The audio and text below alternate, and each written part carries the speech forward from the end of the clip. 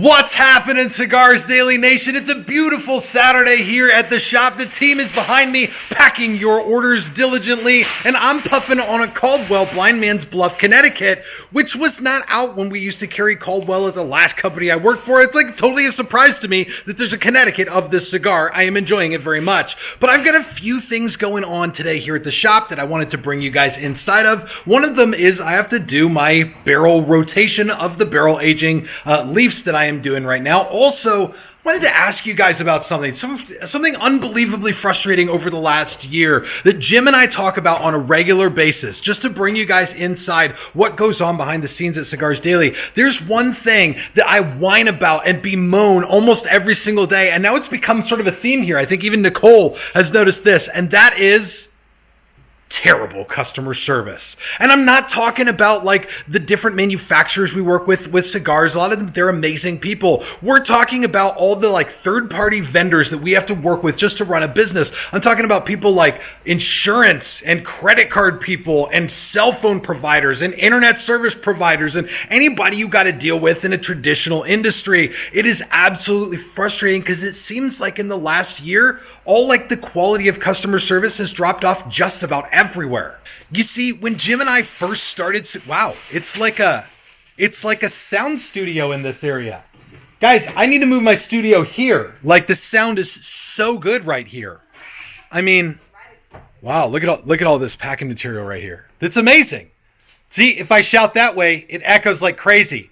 But if I turn around, it's like I'm in a professional sound studio. Cardboard boxes, who knew? Anyway, when Jim and I first started Cigars Daily, we had a couple of very simple goals. One of the really big ones being we wanted to provide amazing customer service. It was important for Jim, who's been in business for 40 years. He knows the value of customer service. It was important for me because I knew we wanted a social media driven company where we shared with you guys behind the scenes about how we run the business. I wanted to have relationships with people. And so for Jim and it was easy to do. What we didn't count on was how much the world was going to change when we first started the company. And it's made our ability to provide amazing customer service shift a little bit.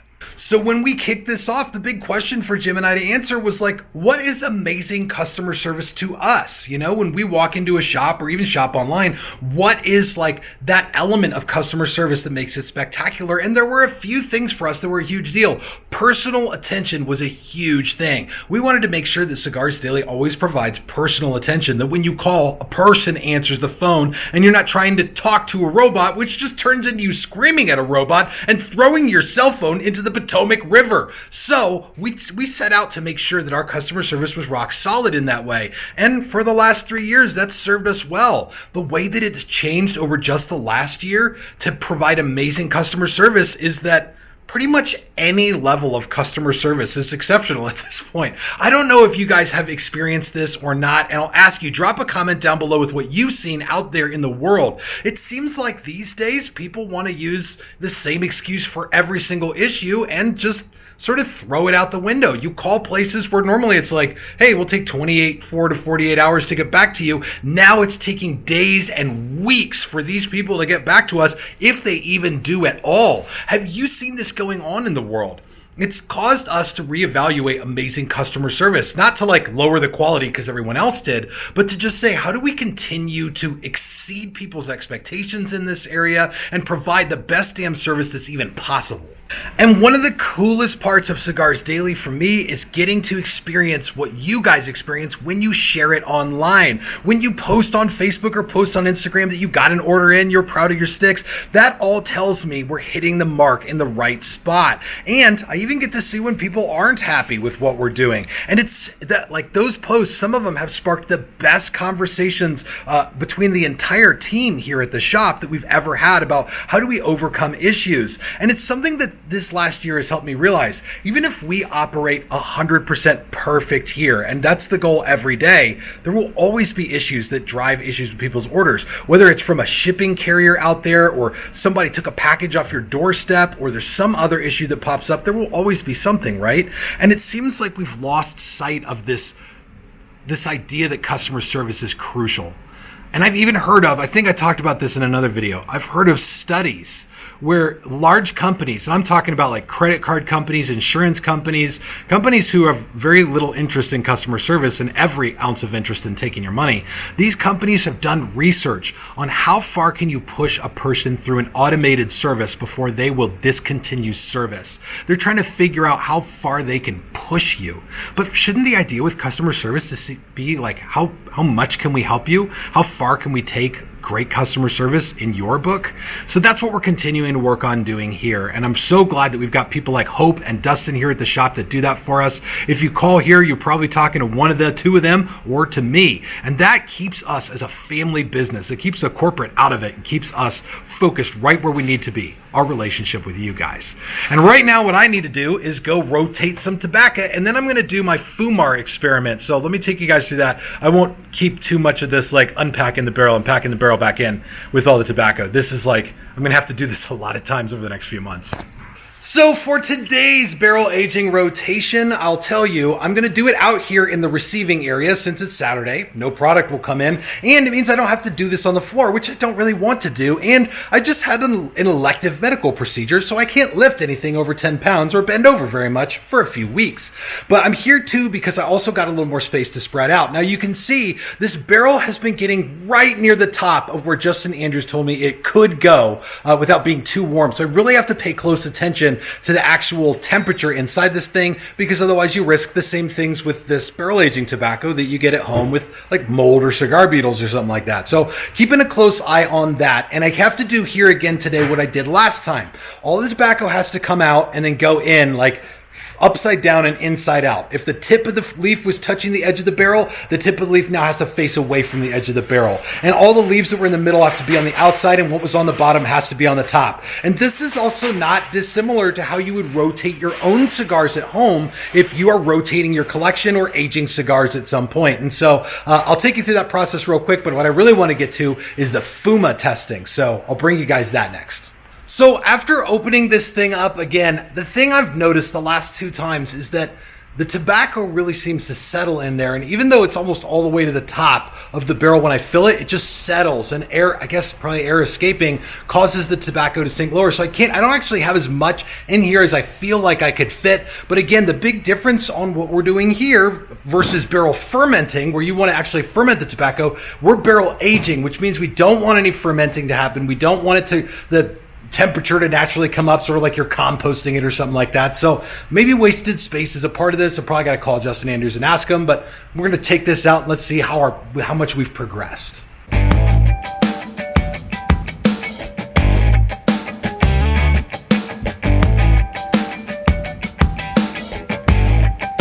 All right, so here it is. You can see all of this laid out, and I laid it out a little bit differently than I did last time. I positioned all the hands facing in the same direction, and I'm literally going to go back and forth with them. And I'm literally going to do, tip with one set of hands and then anti-tip, or the other side of the cigar, whatever the hell you want to call it, the part that attaches to the tobacco plant. But immediately upon opening the barrel, sweetness just pours out as a scent from inside the barrel and with these leaves. And even now, the tobacco smell, that barnyard smell, is so subdued in contrast with the sweetness and that bourbon-like scent that's coming off of these leaves. Like now,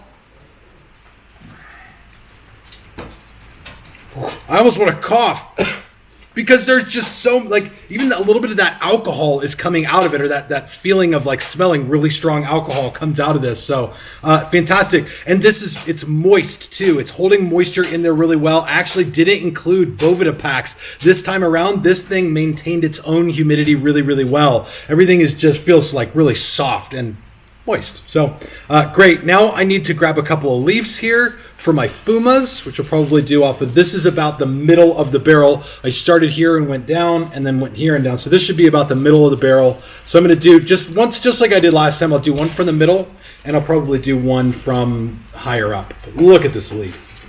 It just is coming out so beautifully.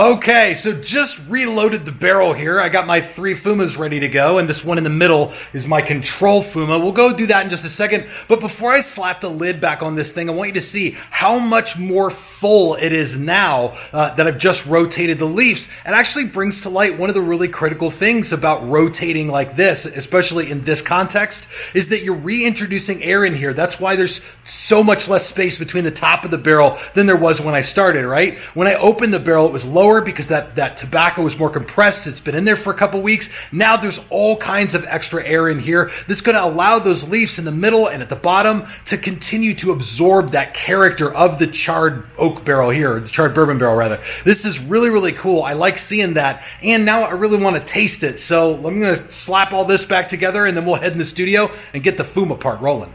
Now, back in the laboratory, and I've got my 3 Fumas. So again, what these are, this is unbarrel aged leaf right here. So just pulled this out of the original batch to get that baseline for where we're at. Then I've got the middle of the barrel and the bottom of the barrel. So far, I haven't seen any variation between these two. I think the rotating sort of helps with that. And so kind of got to dive in.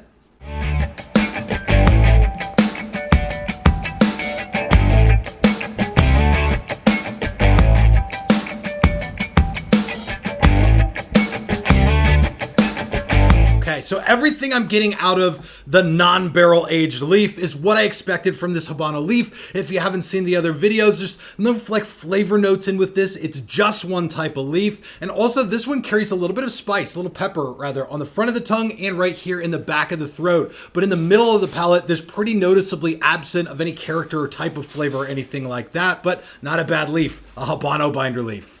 Now let's jump into the middle of the barrel right here. This was a little bit hardier of a Fuma. I think I'm just more excited about the barrel aged stuff. I'm gonna rip off this tethered end right here and then dive into mid barrel.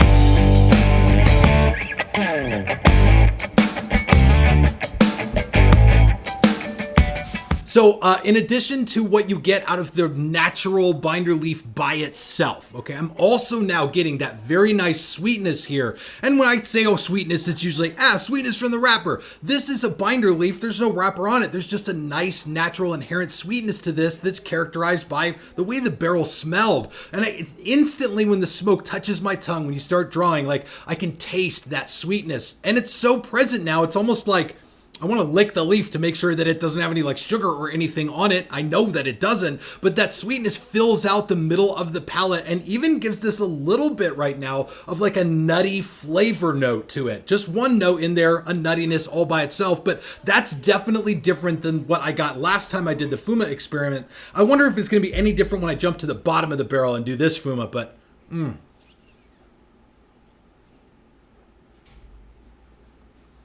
even on the retrohale, it's a nutty and there's sweetness there. Okay, let's jump to the bottom of the barrel.